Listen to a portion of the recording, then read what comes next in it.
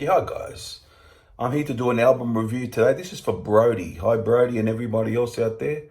He wanted me to do Van Halen, A Different Kind of Truth, which is their last studio album. So I don't own this I have heard it online and so on a few times. I don't own the CD or vinyl or anything like that, never have.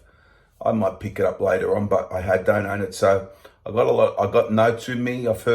Played the album a few times, um, last day or so.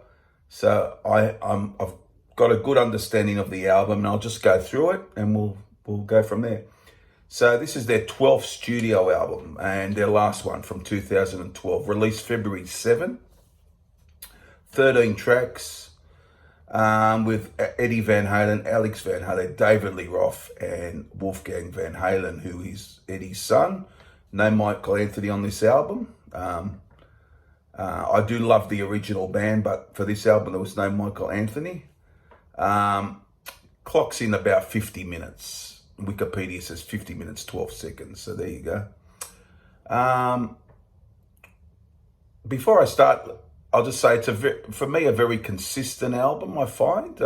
Listening to it, very, very rock-oriented, very ballsy album. Very, as you get with Van Halen, of course. The songs are old songs, though. They were demoed in the late 70s, early 80s, apparently. And apparently 7 of the tracks were ideas suggested by David Lee Roth from 1975 to 1977. So they really got him out of the vault, so to speak, to do the album. But, I will go through the album. So the first song is Tattoo. A lot of people don't like this offset. I really like it. I think it's very catchy. It's an upbeat tune, good tune, quite underrated. And I like David's voice on this album. I think he sounds good on this album. I reckon live he's lost a bit, probably has. But yeah, I like that track a lot, Tattoo. Then She's a Woman, it's a shorter track. That was one of the singles, as was Tattoo. Very catchy single though. I think it's quite infectious. And I do like the third song, one of the best on the album. His vocals are great, David Lee Roth. You and Your Blues, really like that one. So those first three are really good. Chinatown, I like it. Wouldn't say I love it. It's a good, decent tune for me anyhow. I really love the next song. It's very ballsy with great guitar. It's a great rocking tune. Blood and Fire. Really like that one. They really rock out on that. That's one of the finest songs on it as well. Now the next one is a shorter song, very fast paced, very likable song called Bullethead.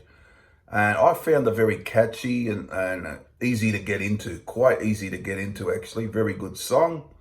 As is, not as good as Bullethead for me, but it's a fast-paced, decent track. Honey Baby Sweetie Doll, very peculiar title. All in one word, actually. It's written down as one word. Strange Star, bit of distorted guitar going on in the beginning. Very strange start to the end, but in the end, it rocks hard. And I find it a good to decent track for me anyhow. The Trouble with Never is, again, another decent, an okay track. Nothing great for me, just a good track. But the riff is good. The opening riff I really like.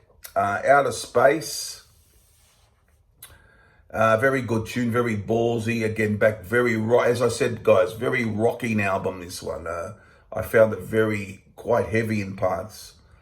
And in a lot of the album, and Outer Space is good. Now, Stay Frosty is the next one.